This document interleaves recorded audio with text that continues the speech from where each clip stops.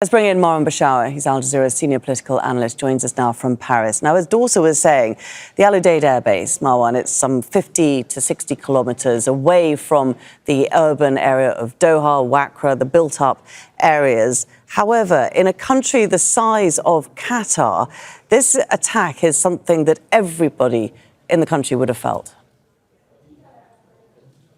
Well, it seems so from the text messages and the WhatsApps and what have you. Aside from that, and aside from the fact it's the first, it's quite surprising to most people.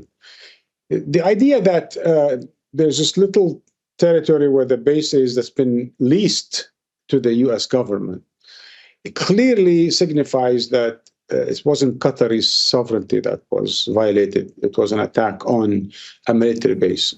And yet, it was important for the Qataris to make a point about that this is a violation of our sovereignty, least or otherwise, that the Iranians should not be carrying this kind of attack. And yet again, we also heard that they had an advance notice, that they certainly did not go beyond the vicinity of the base and so forth. So I think that aspect of it, the aspect of the Qatar in the Iranian attack against an American base, I think that's going to prove more and more to be a detail, not an important. Not for the Qataris, it's important, of course. But I mean, in terms of the war, I think it's going to be made clear again and again, and the Iranians are apologizing again and again that this is not meant against Qatar. One wonders, though, what the destabilising effect will be across the region, because the Gulf countries pride themselves on stability, and that has now been rocked. Well, yeah, there's no doubt about that. I mean, the big fear is not just that. It's not the response. It's the response to the response to the response to the response, right? I mean, because that's what you have. So already now we had, since April 2024, we've had now responses back and forth, right? And this now could accelerate and could speed up the idea of retaliation and counter-retaliation. I'm sure that's what they're discussing now at the White House, is how we're going to respond. And eventually this could actually go out of, whack, as it were. It could start getting more and more countries involved. But even for Iran itself, moving forward, I mean, we've seen this movie before, right? I mean, look at the 4 other countries that we've seen such interventions in: Iraq, Libya, Syria, Yemen. We're talking about not just hundreds of thousands of deaths. We're talking about millions of casualties. Millions of casualties. Just the past 20 years, these 4 main wars where there were attempts at regime change, basically leading to failed states, civil wars of sorts, and so on and so forth. And that's just 4. And we know how it was always snowballing, right? It starts with something, it goes to something else. Who would have predicted that we're going to have ISIS coming out of Iraq and Syria? Who would have predicted that there's going to be a civil war, a sectarian war, conflicts in Iraq? Some of us did.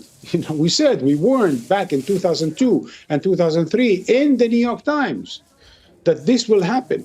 But of course, American elites, American establishment is so snob and apparently ahistorical that they don't seem to learn from the lessons of history. I doubt personally, Laura, that President Trump reads history. I doubt very much. I doubt that he read any book of history. He listens to Sunday sermons from evangelical preachers, the charismatic type, but I'm not sure he reads history.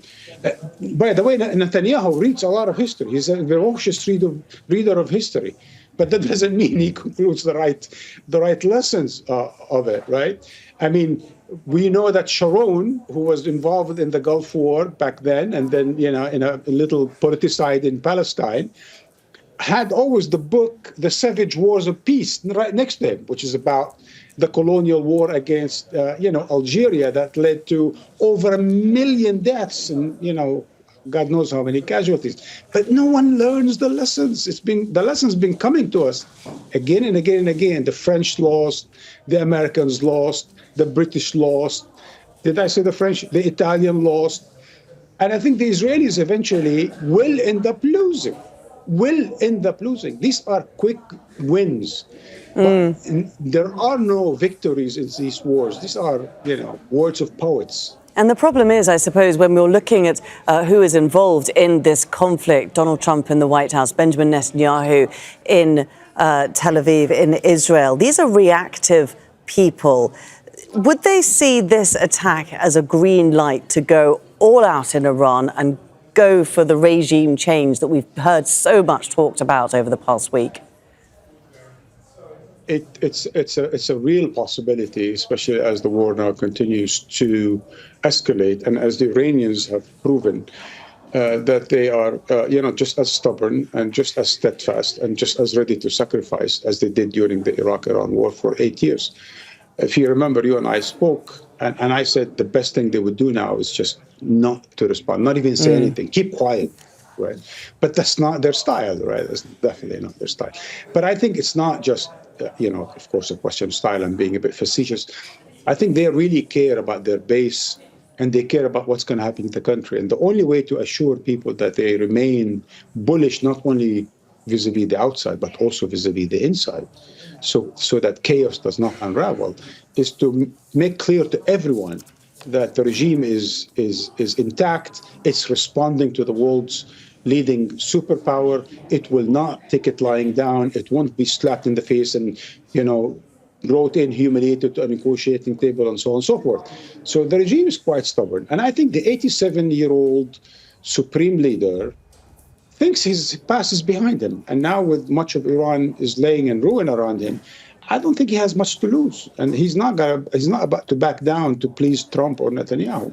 So clearly the Iranians are ready for the long run. And clearly now Netanyahu and Trump feeling more and more that they need to continue. Otherwise, they're going to look like idiots if they don't. So it's not looking very good unless the Russians, the Chinese, I don't know, unless the Europeans, unless someone put their foot down, it's not looking very good. No, it is a concerning situation. There's a big risk of further escalation. Marwan, for the moment, many thanks indeed for joining us there from Paris. Make sure to subscribe to our channel to get the latest news from Al Jazeera.